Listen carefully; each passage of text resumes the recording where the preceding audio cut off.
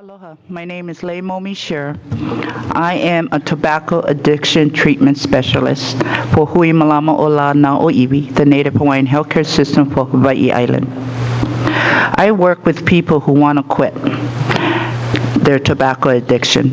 I provide individual as well as 6-week group sessions to help users identify and find alternatives to reducing and eventually quitting their tobacco addiction. And I do this throughout the island. As a specialist, I have also been trained in American Lungs NOT, not on tobacco program, which enabled me to work with student tobacco users between the ages of 14 and 18 in our public schools. What I learned is that tradition continues. As a young teen growing up, tobacco was all around me. My parents used, their friends used, everybody I knew used. And this was natural for me. So it was also just as natural for me to grab a cigarette that was on a table and run outside and smoke and grab another next time I see it. And before I knew it, I was grabbing lots of cigarettes from that table, going out and smoking, and I became addicted.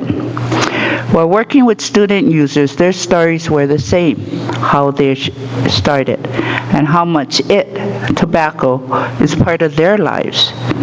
How they would take just one and then another and then on until they need to have tobacco in their lives daily, hourly, minute by minute. Until they needed to find someone to purchase tobacco, someone to give them the tobacco, somebody to provide the mechanism to ensure their addiction. Sounds kind of like a drug pusher, huh? Where this is their environment. This is natural for them. This is their society. But this is not the society we want to live in. This is not the society that we want to have available for everyone. We want a society where each member's environment is a place where healthy choices are made, where opportunities to make healthier choices exist. A society where there will not be 1,400 kids who become regular smokers each year. A society where there will not be 5,600 kids who try tobacco for the first time. Why do I believe in this legislation? Because I'm an addict. And just because I don't use now doesn't mean I won't use again. I am one of those 5,600 kids who tried tobacco for the first time. I am one of those 1,400 regular kids who became a smoker. I need a safer environment where when I look at our young people, I don't see cigarette hanging out of their mouths. We need an environment where our youth are making healthier choices because it's easier to make healthier choices. Please support this bill. Mahalo. Thank you very much. I'm going to call the next 3 testifiers, and I apologize if I'm not pronouncing these names correctly.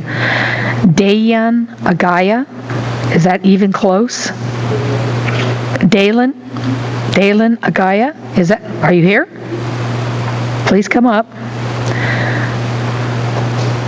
Jomira, is that correct? I'm going to try the last name. McAbengill. Not even close, right?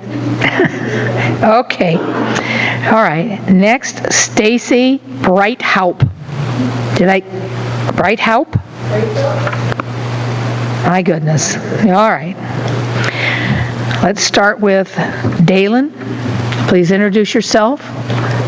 Wait, push the bar. Thank you. Give your name first, and then you have 3 minutes. My name is Dalen Ogata, and I'm here to talk about why we should raise the... Okay, you're going to have to pull the microphone much closer so we can hear you. No, closer to you. You're very soft-spoken. Go ahead. Try it again. My name is Dalen Ogata, and I'm here to talk about why we should raise the smoking age to 21. And I first want to say that tobacco is a really big issue all over the world, not just here in Hawaii. And I do personally have smokers in my family, and it does scare me to know what they are doing to their bodies. So I feel like that's why we need to come together and support this bill.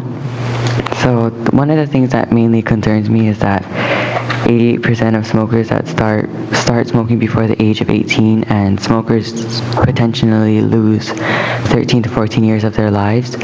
So basically, it's like they're throwing their lives away. And I also want to add that smoking doesn't just affect the smoker, it affects everyone around them, because smoking gives off second and third hand smoke. And some people have said, from based on presentations in our schools, saying that secondhand smoke is worse than smoking a cigarette yourself because of all the toxins you're breathing in. And third-hand smoke is just as bad because the toxins that you exhale can go onto furniture and carpets and places that are closer to children and animals are being found with cancers that humans have been getting from smoking. So, and I also want to add that I don't think that cigarette companies care about what their products are doing to smokers, because they try their best to advertise right and market the right people, because like the way that they package small boxes and decorate the boxes could appeal more to women. And I also don't think that, I think that young people now are getting the wrong impression of smoking, because in a lot of so-called family movies, a lot of the people in the movies are smoking, so it could give off the wrong impression to the little younger kids. And I just want to add that I don't think cigarettes help anybody, and I do know people who have lost their lives because of their decision to smoke. So when you inhale a cigarette, you're risking your life, and you are at higher chance of getting asthma and cancers and other health problems. And if smokers keep continuing to smoke and live their lives at the way they are living, then I know they won't like the outcome. And I know, just like a lot of other people, we value our lives, and I hope to see that a lot of smokers wake up and realize what they're doing to their bodies.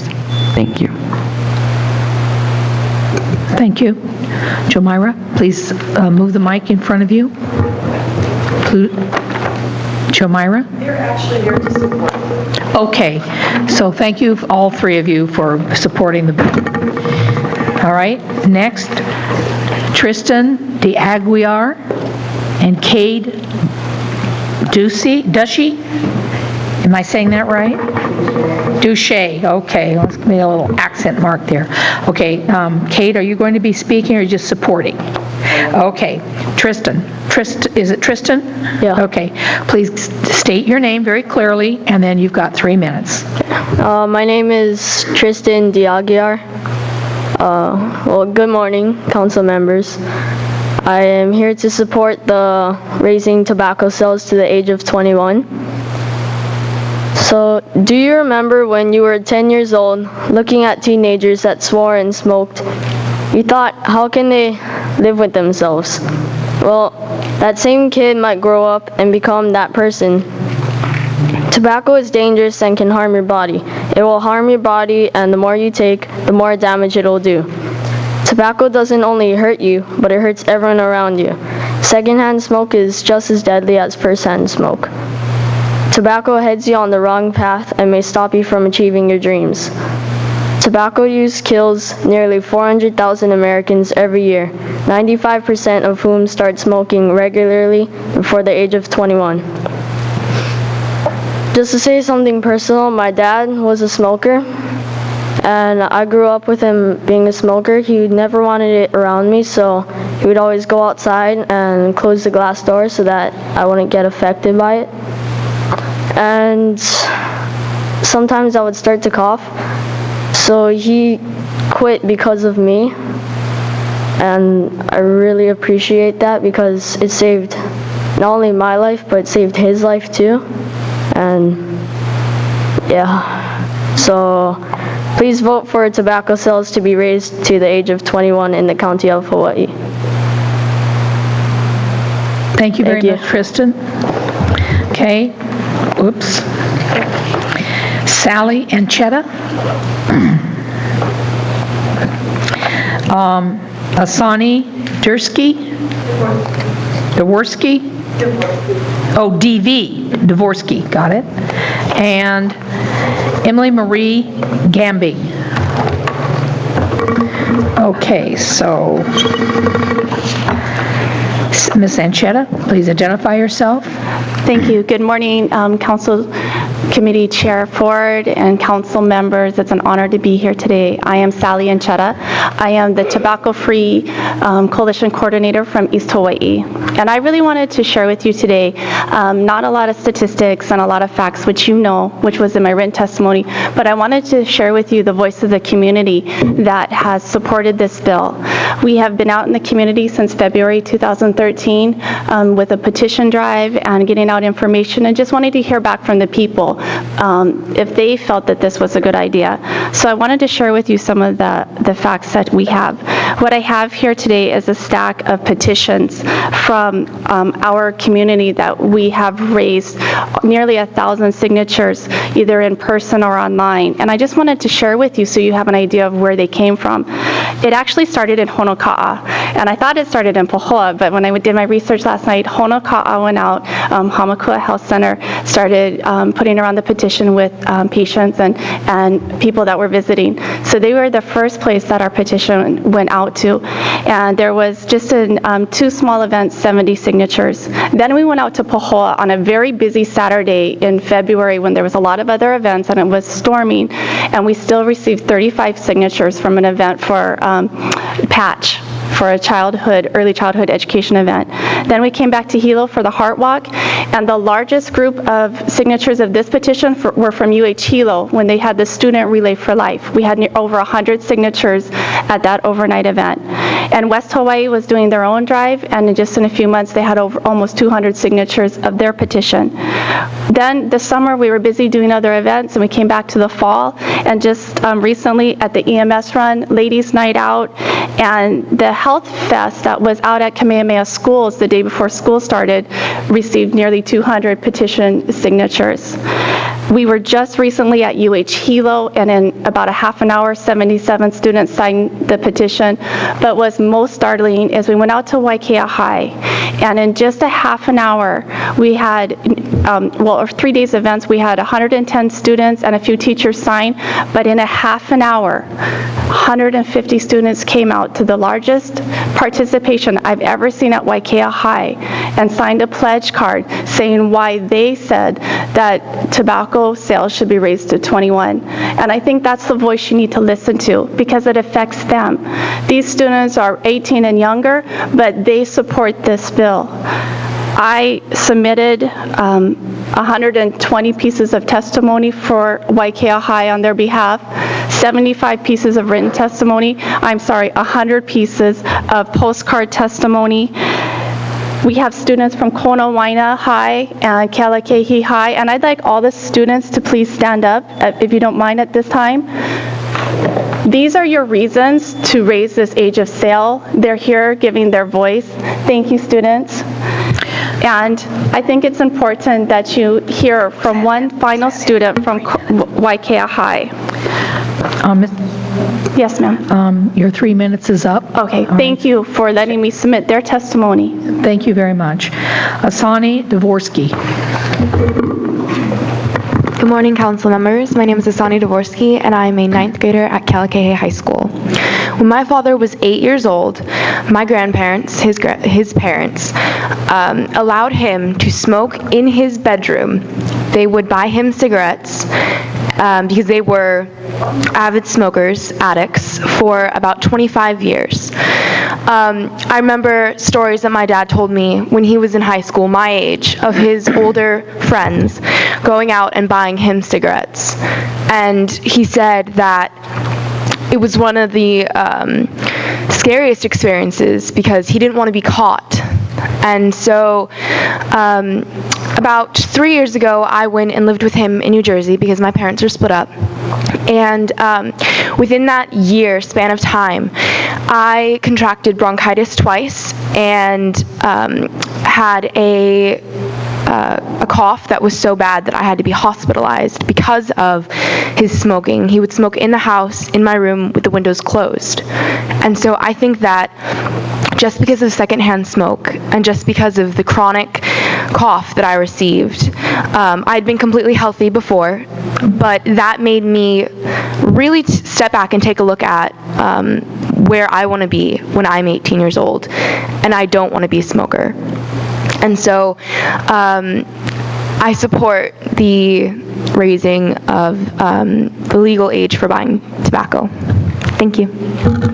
Thank you. Ms. Gambing?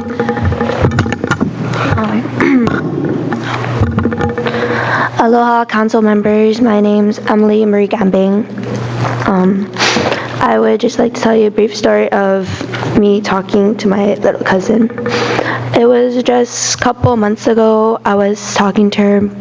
She's in the 5th grade, 10 years old. She was telling me how she got addicted to smoking. I know it sounds unbelievable. She told me after school she would hang out with her friends and they would play around, and then there's this one boy, he just came up to them and he got a pack of cigarettes from his brother. He pulled one out and of course starts smoking. He passed it to her and asked, "Do you want?" And of course, peer pressure, she took it. Days become weeks, months, daily routine. They do it every after school, and she told me she got addicted. And it's just really shocking to hear a little 10-year-old is smoking because a boy's brother gave him a pack of cigarettes. So I support you raising the age of buying cigarettes. Thank you. Thank you very much, ladies. Tyon Sutton, Mark Nelson, Thomas Pruitt,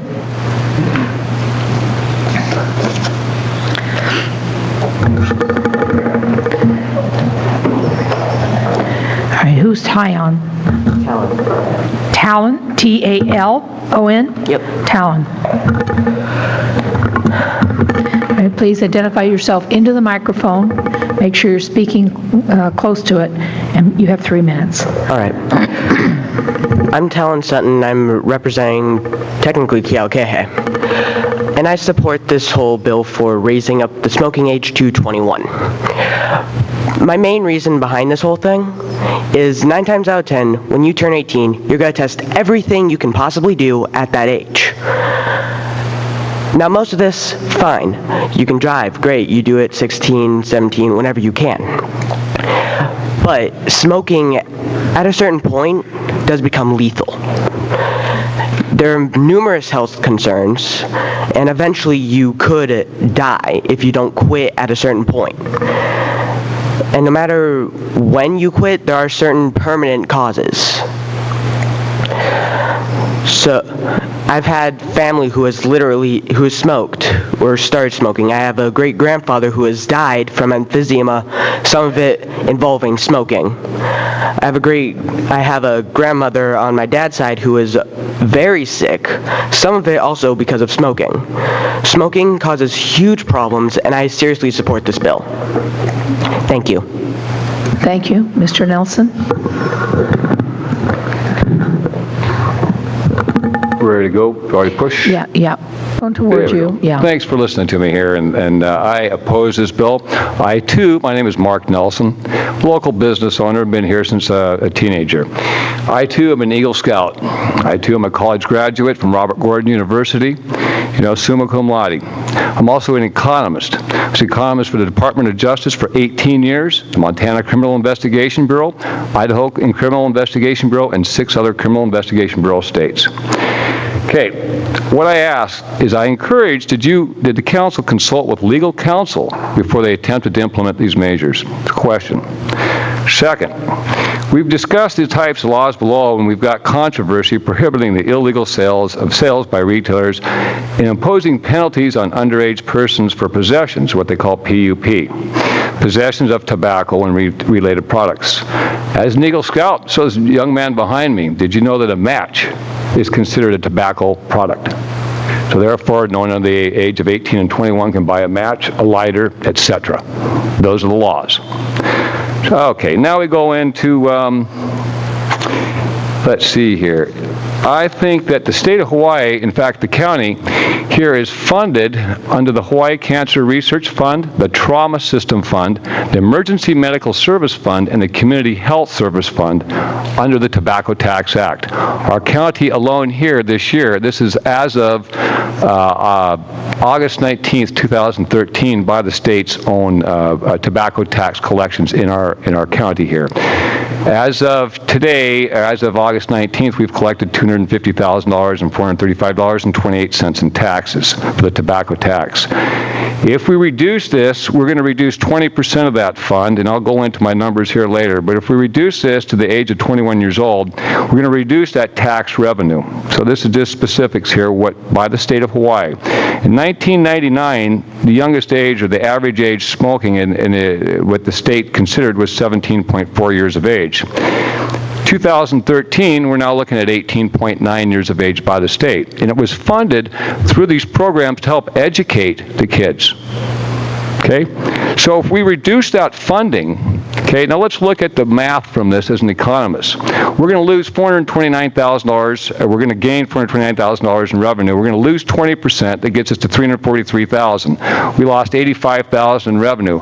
We'll have to fire 3 full-time county employees. We'll have to hire 3 new police officers for $210,000 a year. We'd have to arrest each ticket that is here in the county, which I looked up the county records, costs $5,208 to take to court. Times that times 500 a year is $2,604, $2,604,000 the county would pay for court costs. Okay, a new prosecutor is $100,000 a year. So the first year, if you implement this, the loss to Hawaii County in revenue is $3,113,000. I'm going to say one thing last. I'm kind of weird. Excuse me, sir. Yes. Just one sentence summary, please. I have last thing to say as a business owner here, and the person that's put this bill up, I'm confused because he's in my store buying smoking products, and we have him on camera. That's to the chair. That's okay, correct. No, I'm the chair. Thank you very much. Your 3 minutes is up. Thank you. Mr. Pruitt? Hello, County Council members, guests. My name is Thomas Pruitt, and I'm a senior at Kalakaua High School. For my senior project, I'll be hosting the Teen Health Camp at Kalakaua with my friend Noah Hahn. My research essay for senior project is about the beneficial socioeconomic implications that accompany raising the legal age of purchasing tobacco in the county of Hawaii. There are numerous case studies in the U.S. and Europe where quality of life has dramatically increased after tobacco age was raised. In 2007, England raised its national purchase age from 16 to 18. This brought forth a 30% reduction in use in teenagers who could no longer buy cigarettes. Also, kids aged 11 to 15 were considerably less likely to start using tobacco due to the disparagement between ages of friends and those who could now purchase tobacco. With the reduction of tobacco use accompanied a healthier mental and physical capacity in the nation. The acute side effects of tobacco use in minors like insomnia, bronchial spasms, and acute onset acid reflux were diminished, requiring less money to be spent on preventative public health issues. In 2005, the county of Needham, Massachusetts raised the tobacco purchase age from 18 to 21. A follow-up study was conducted in 2012 showing that the number of students who claimed to have smoked within the past month had been decreased by 50%. That is a dramatic change, providing the youth in the community a healthier surrounding. Moving on to more societal issues, in the poorest households, 10% of income is spent on tobacco. The World Health Organization found a distinct relationship between tobacco use in poor households and illiteracy rates. Also, the environment is a very important aspect of Hawaiian life that must be protected. Tobacco is one of the most inefficient crops to harvest. It requires vast amounts of land, enormous amounts of water that gets tainted by the heavy dependence tobacco plants have on pesticides. Though tobacco may not be grown here in the islands, the effects of poisoned water are felt worldwide. I feel that the legal age to purchase tobacco should and needs to be raised due to the historical inclination for the County of Hawaii to be at the forefront of tobacco laws. If the County of Hawaii does not pass the bill, then the state of Hawaii may never reap the benefits of having Hawaii a higher tobacco purchase age. Thank you. Thank you very much for your testimony. Thank you, gentlemen. The last person is Taylor Oyanen. Taylor? Am I even close to the pronunciation of your name? It's fine. Okay. Filipino, so it gets around for a while. Okay. Pull the microphone very close to you. Very close. Closer, closer. Thank you. Please state your name slowly so I learn. And then you have 3 minutes. Thank you for allowing me. Okay, your microphone's not on. Push the bar at the bottom. Try it again. Okay. Thank you for allowing me the time to share my perspective and thoughts on this matter. My name is Taylor Quanon, and I'm a senior at Kealakekua High School. It is well established that tobacco use is deteriorating to one's health. There are multiple known reasons why adolescents engage in smoking. In teenagers, the brain is not fully developed, increasing the chances of risk-taking induced by addictive substances that hamper brain development, impairing judgment, and increasing the risk of developing a lifelong addiction. Living in Hawaii, it is too often the youth become a product of their environment. Influences from family and friends are the main contributor to developing an addiction at a young age. I believe by increasing the legal smoking age to 21, the County of Hawaii can reduce the amount of underage smokers and take leadership in a positive direction. In a social setting, it is more likely for a 15, 14, or 16-year-old to have relations with an 18-year-old. As long as the legal age for purchasing tobacco remains at 18, it is easier for minors to obtain tobacco products, continually contributing to the high rates of teenagers hooked on alcohol, tobacco, and drugs. We are faced with the issue of increasing the legal age to 21. This is a complicated issue and one that deals with health and civil liberties.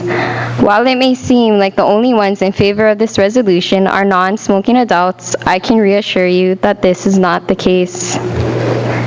I am faced with an addiction. I am an underage smoker. I started to smoke cigarettes at the age of 14. A variety of reasons contributed to my tobacco use. My mother is an avid smoker, and before I knew it, I became one.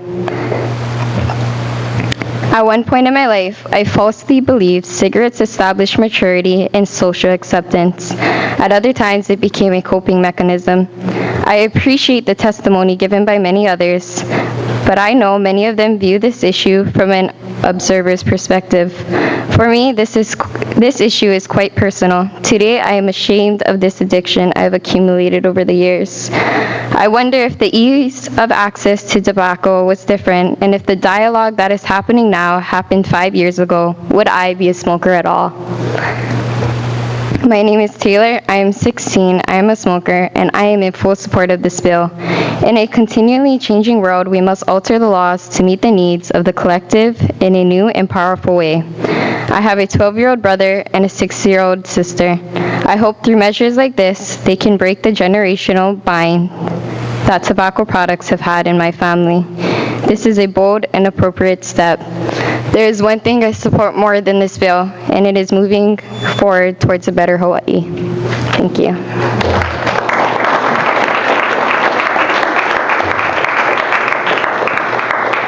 Thank you very much, Taylor. Are there any other testifiers in any of the outlying offices? Hearing none. Okay, Madam Clerk, would you, I'm going to read in the tobacco bill, have it read in first. So would you take Bill 135 and all related communications? Thank you. Communication 447, Bill 135, amends Chapter 14 of the Hawaii County Code 1983, 2005 edition as amended by adding a new article relating to the distribution of tobacco products. From Council Member Drew Mamokanuha, dated September 24, 2013, adds a new article to Chapter 14 to make it unlawful for any person to distribute a tobacco product to any person under 21 years of age to take effect on July 1st, 2014. Those persons at least 18 years old on or before July 1st, 2014 would be exempt from this law. May I have a motion? Go ahead, Drew. I move to approve Bill 135. Second. And file all related communications. And file all related communications. Okay, and the second was by Ms. Eoff. Mr. Kanuha, I think you have a statement. Thank you, Madam Chair.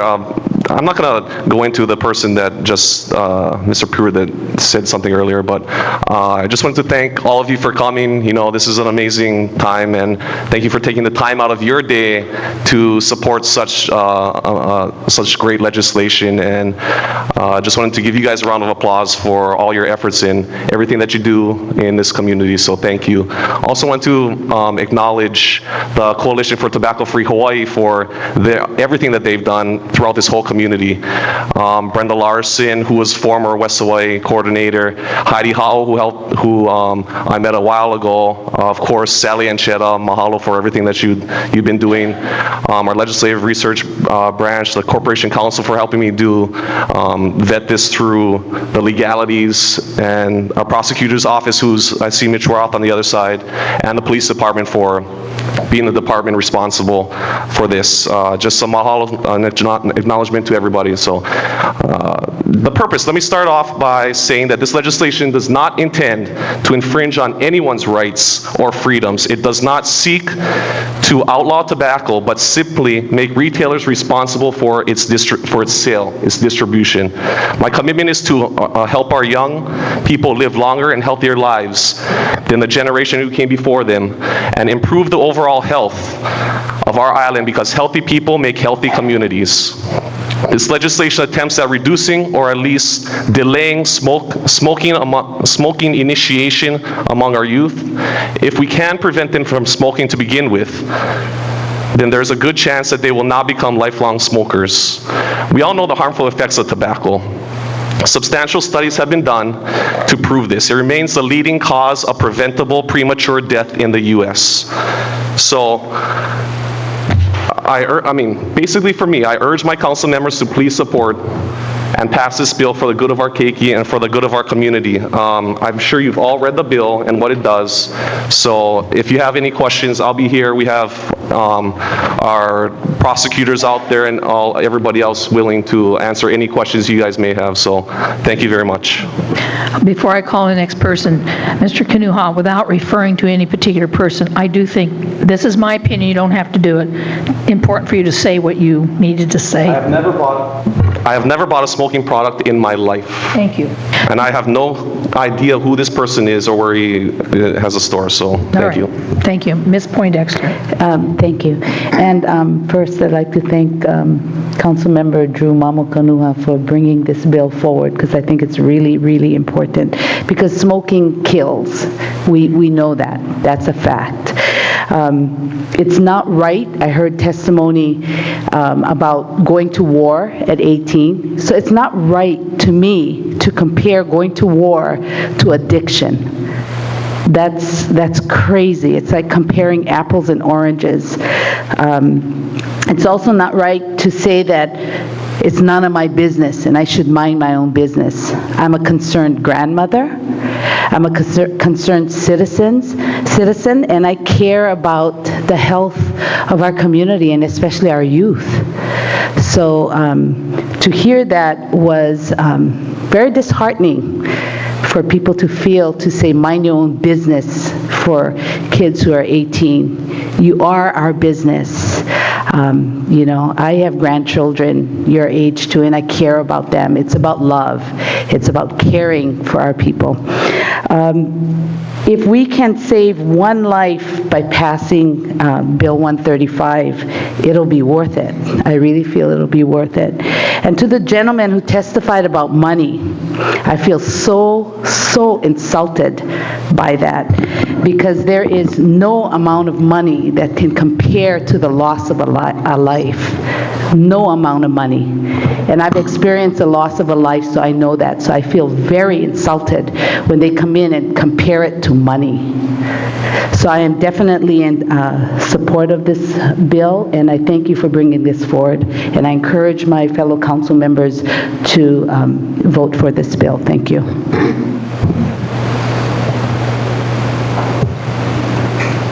Mr. Onishi. Thank you, Madam Chair. Just to let council members know, the UH Hilo is in my district, so we did contact the student body to find out, how the UH students feel about this. And we just got a response from the University Students Association president saying that they did submit a survey.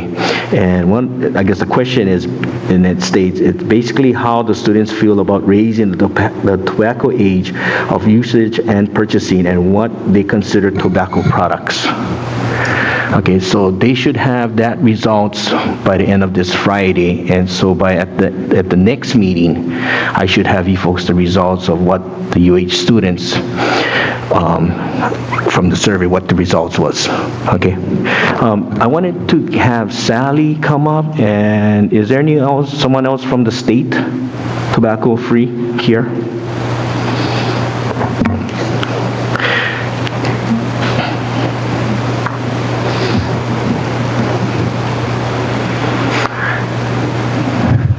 Thank you for coming. And I just have a couple questions. One of the questions I have is that, I guess listening to some of the testifiers here today from the students, it's basically their grandparents, their parents were the smokers, okay? And that's how they kind of get the first time use of it. I mean, that's what I think, that's what's happening. Do you folks have a program in place right now that is working with these families or with the students and their families to educate them better?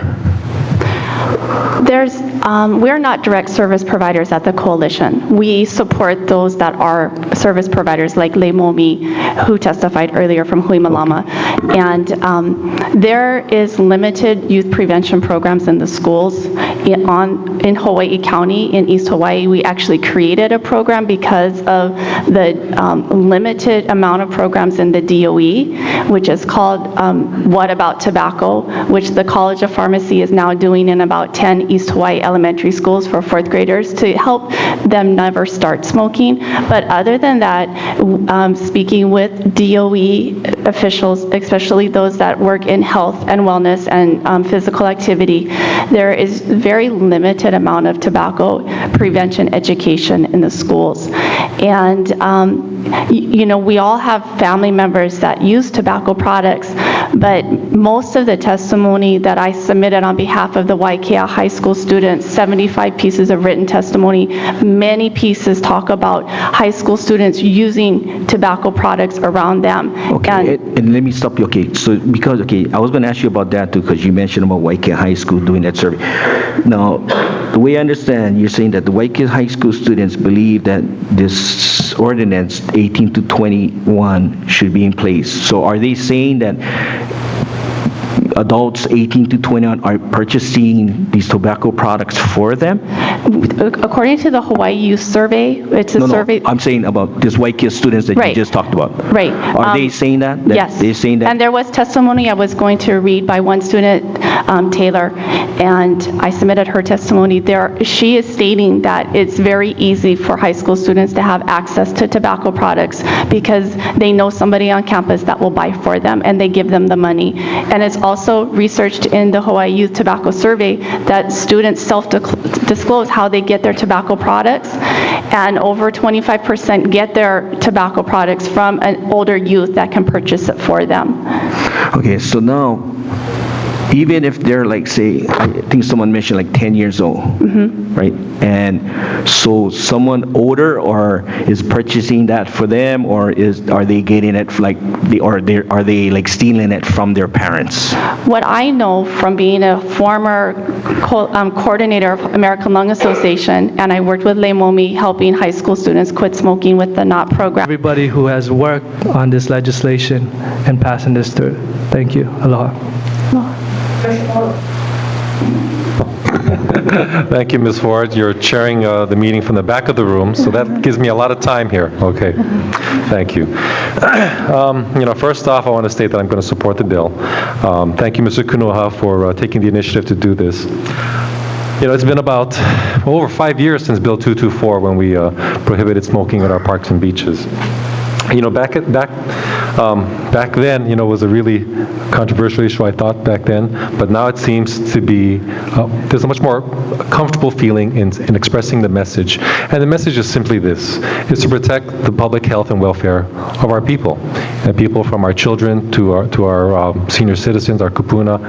And, you know, legislation like this, while on its face it can appear to be infringing upon someone's rights, really what we're focusing on is making sure that our kids, or actually our citizens from age 18 to 21, are still protected from, you know, the harmful things that are out there. Mr. Iligan's correct, you know, that the access to tobacco and alcohol will eventually come. But it's, I think, our responsibility to make sure that we provide them with enough structure that allows them to make the right decisions. And, you know, that's for them to decide at a certain point in time. I think this legislation is proactive in that it's basically saying that we're providing that structure, similar to how we do with seat belts or car seats, you know, mobile devices in cars, you know, things like that, right? So it is something that, you know, on its face does seem to be infringing, like I said, but I think the overriding interest is about the people, is about sending the right message, and is about providing the right structure for everyone here. You know, whether it's at our parks and beaches or in public places like, you know, Ms. Willie had talked about, I think this is another step forward because, quite simply, you know, it'll kill you. And you know, it's not going to kill you immediately, but the effects are proven.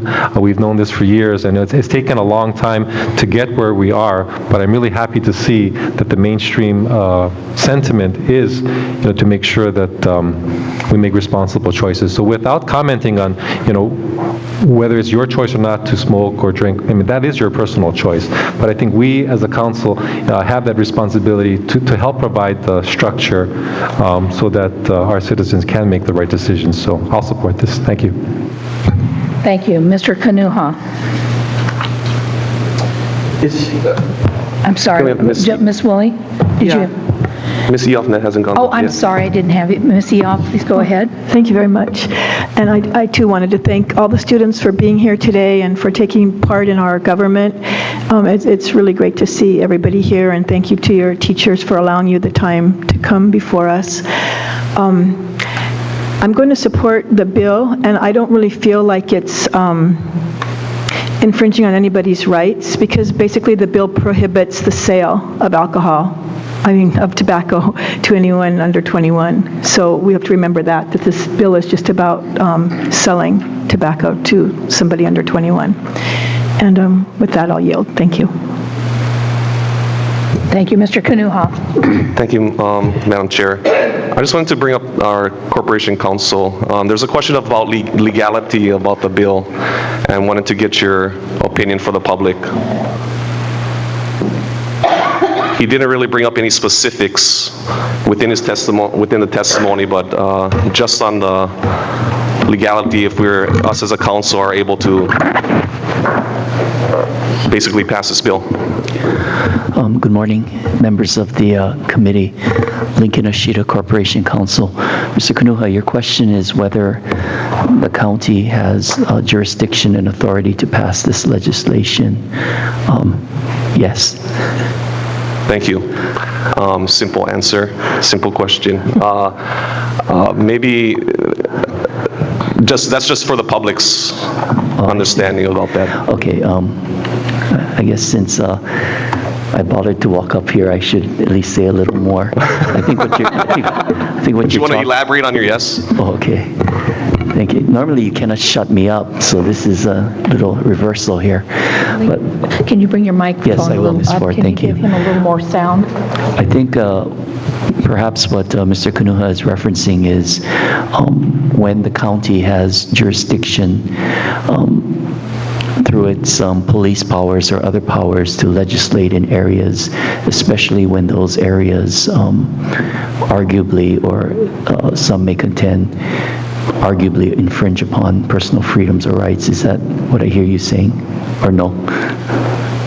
That might have been I think that was a question that the gentleman brought up. Okay, or even more fundamentally than that, I think whenever whenever the council attempts to pass a law where there is an existing state law scheme out there, questions of preemption always come out. And I think when you approached us, Mr. Kanuha, our threshold analysis was whether this legislation, because it's county-based, would be preempted by existing state legislation because there is state legislation concerning prohibition of sale of tobacco products.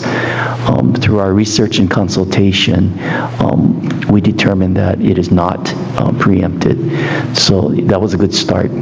There was also issues concerning possible use of minors during undercover operations for enforcement purposes, and I think you and your staff did a good job of uncovering that and addressing that within the bill.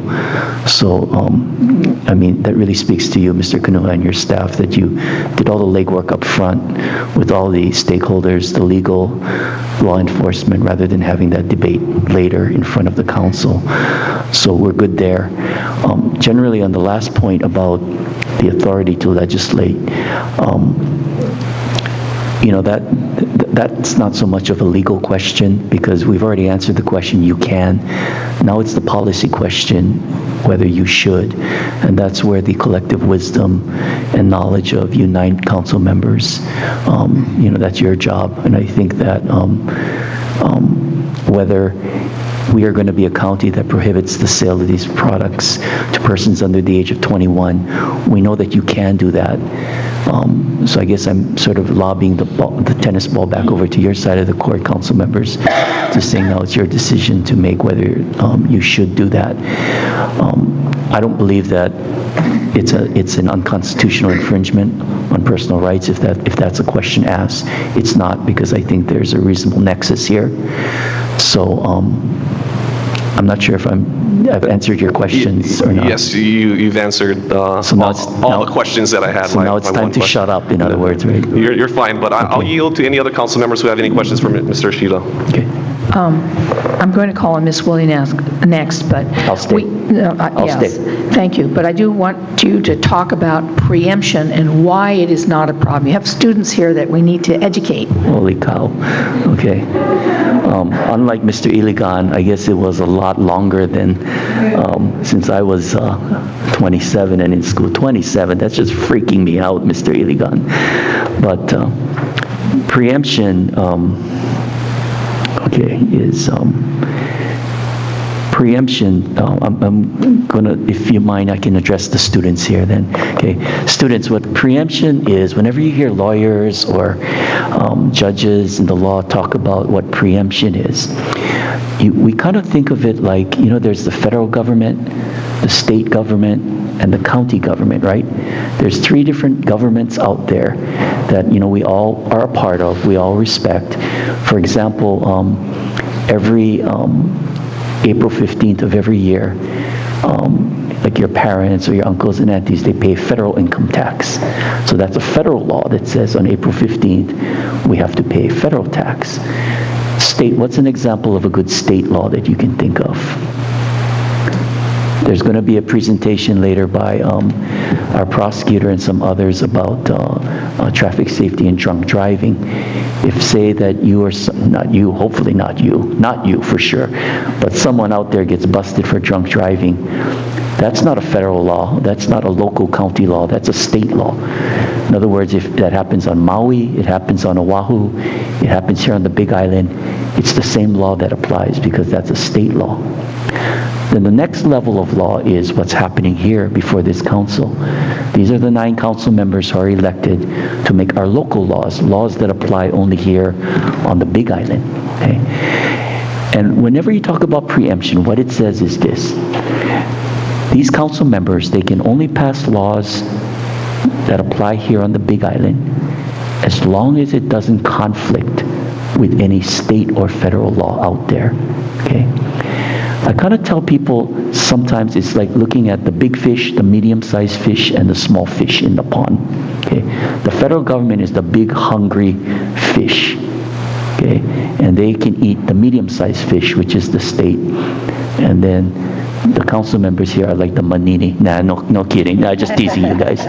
They play an important role, but legally, that's the way that our government is formulated. And the founders of our Constitution, through the concepts and precepts of federalism, when you study that in social studies, whenever you hear about the word federalism, that's what it means. Okay, always think of the federal government as being the big fish. So because these are very responsible, good lawmakers, and they're smart lawmakers here, our council members, like Mr. Kanuha did in this case, the first question he knows to ask us lawyers is, if I'm going to start and expend my effort in passing this law, I want to make sure that it's a legal law and a good law. So the first thing we look at is, does it conflict with state law? Does it conflict with federal law? And that's whenever you hear preemption. Preempt means, I'm not sure what it means, but preempt means that it's, you cannot, for county law, preemption means you cannot pass a county law because it's preempted by state law. State law trumps, okay? It's trump. Does that make sense, you guys? That kind of makes sense? Okay. Thank you, Mr. Shida. Ms. Willie. Okay, I just want to give a little different slant on that jurisdiction issue. Our local government is empowered in different states by either the state constitution or by statute. We're a statute state. We have a home rule statute, 40-1.5, and what that says is, Section 13 says that we have the right to pass ordinances to protect health, life, or well-being, private property. So health is key. Obviously, the state could pass, they also have the right to pass things that deal with well-being. But we have categorical right here to do that. Had a state bill, SB 727, pass last session, and it's deferred, it'll come up again this year, we will not have that right. It would have crossed out health and life or well-being. We would be like 20 some other states that are basically gutted from that. So I just want you to know this is not something, a jurisdiction we should take for granted. So we certainly, basically, different laws are supreme. There has to be either express preemption where they say we can't do it, or it's implied. They've sort of categorically usurped that area, or they've actually made it so you couldn't, a law that would be we'd be in direct conflict. None of those are the case. So just since this issue has been brought up here, I just want to make it very clear how important it is and that we cannot take it for granted, as has been evidenced in other such bills that may be coming forward. Anyway, I just really feel that it is important, whatever we decide, that we on this island have the right to control and have meaningful say-so about our lives here, and not put an ocean between us and those who take control of what we do and our well-being. So, thank you. Mr. Iligan. Thank you, Madam Chair. All I gotta say, Councilor Shida, I'm glad we're not the plankton in that example that you gave. The big fish, medium fish. Anyway, since we're the whole educating thing, I just want to leave you with something real quick. And I just want to challenge you to adapt core values. My core values is integrity first, remember the people, and excellence with aloha. If excellence means to you that you want to keep your body in shape or away from tobacco, then have those integrity, have that core value. So when tough times come, you can look back to your core value and you can be true to yourself and who you are.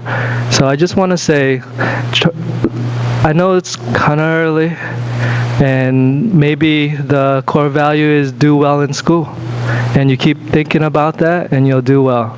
So I just want to leave you with that. I see no other council members to say anything. I'd like to ask some questions and maybe even make comments. The first thing I want to do is call Mitch Roth. Stay where we are, Mr. Ishida. Mr. Roth, are you there? He is. Mitch Roth is our prosecutor. He's our head prosecutor.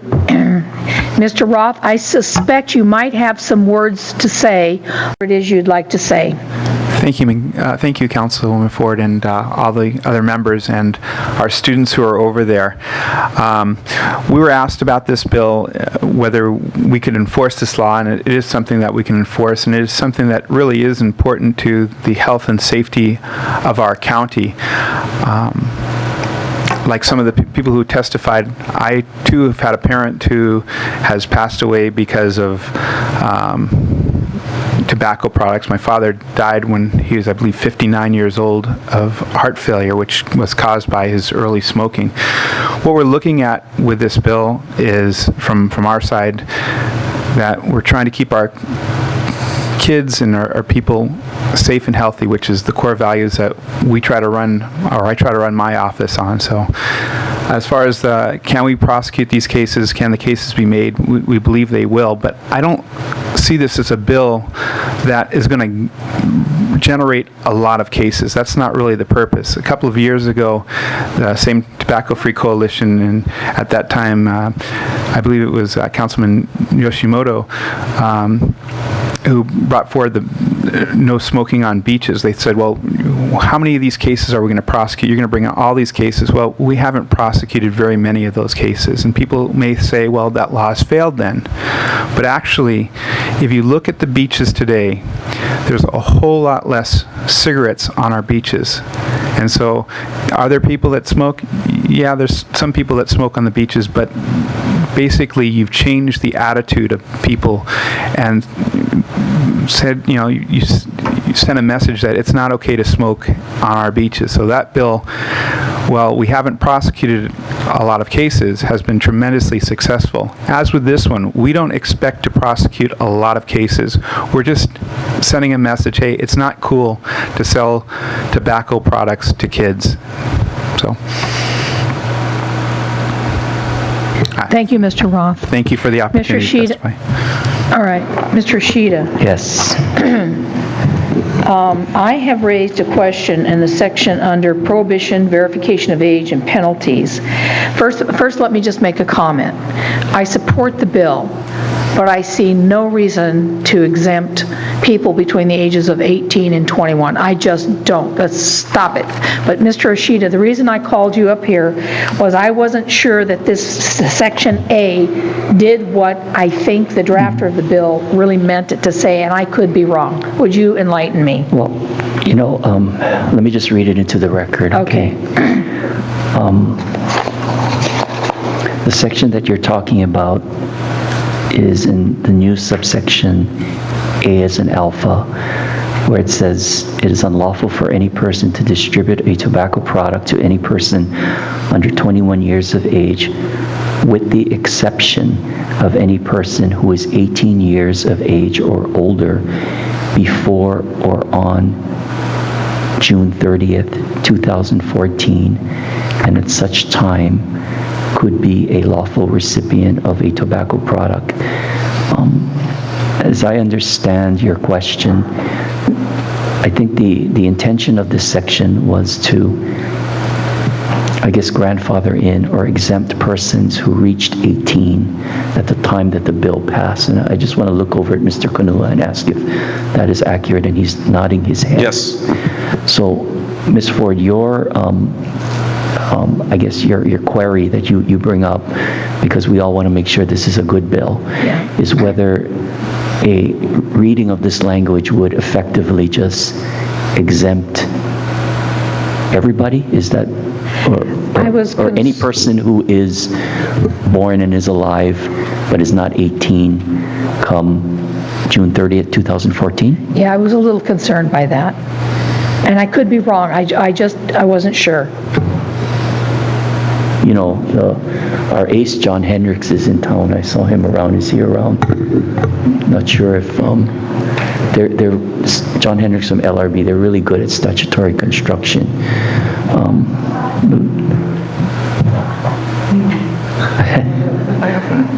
Can I comment? Is unlawful for any person. No.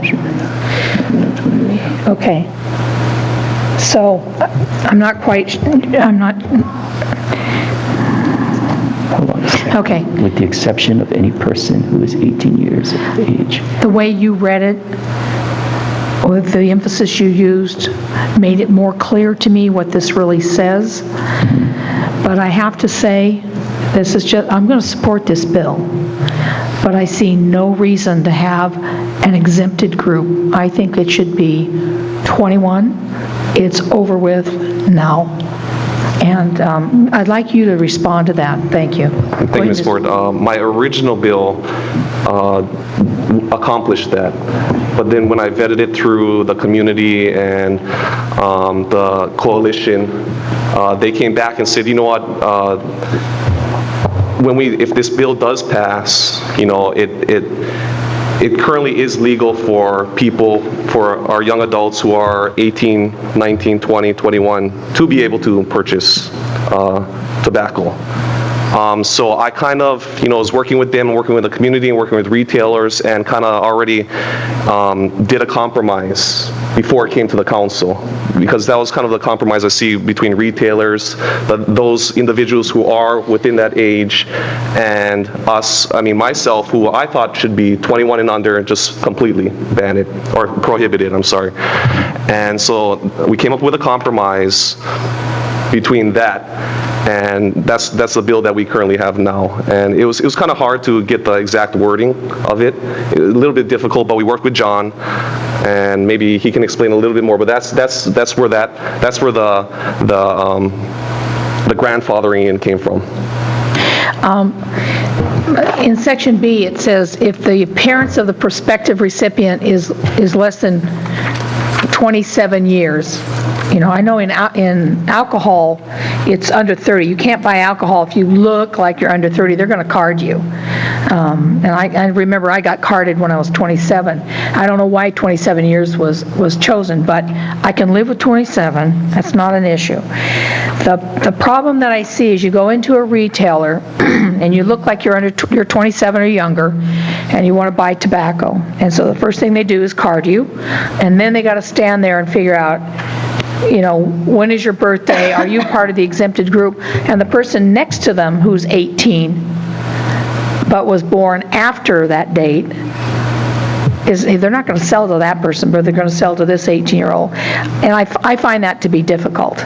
So if there was an amendment, I would support that. Go ahead, Mr. Cunha, because I'm talking to you. No, thank you, Ms. Ford, for bringing that up. It's the exact same things we were going through too, and it will become difficult, but I mean, there's going to be posted signs, and the sale of tobacco products to persons born after June 30th, 1996. So they just look at the birth certificate, or their ID, whatever ID that is, and if you're born, you know, July 1st, 1996, they just look at the date, 1996, July 1st, and say, okay, no, you cannot. Okay. So that's kind of, yeah, it's a little bit more complicated, but I think if they have a specific date on the sign posted, and they know exactly what date to look for, I think it should be okay. All right. Mr. Ishida and Mr. Hendricks, do you have a comment? It seems like it all worked out there. You did a good job. I thought so. I think so, too. Okay. The key is the signage, I think, to the whole thing. If there's any concerns about the complexity of the language, as long as the language is sound, which I think Mr. Ishida says it is, okay, then we should be okay. I appreciate that. And, you know, I didn't speak through this whole thing. I waited to the end, so we're closing down this thing. So I won't be calling on anybody else because I'm actually the last speaker. Thank you, everyone. I'm going to support this bill. I'd really like to give some graphic details on the deaths in my family from tobacco-induced cancer. And I'm resisting it right now because it's really gross However, I will support this bill. I prefer that it was a clean cutoff.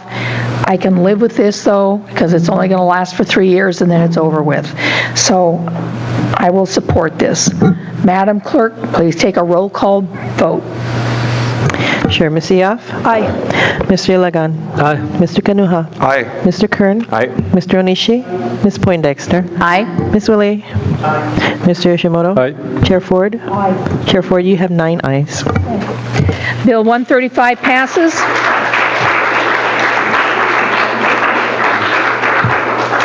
Moves up to council with a positive recommendation. There will be 2 readings at council for this bill. And I personally want to commend all of you students who've stepped up to this and probably have saved some lives in the future, whether you realize it or not. You have probably saved lives. Thank you very much. May I have I'm sorry, and now we're going to take communication 438. Thank you, students. Communication 438, presentation by Hawaii County Highway Safety Council regarding the alcohol.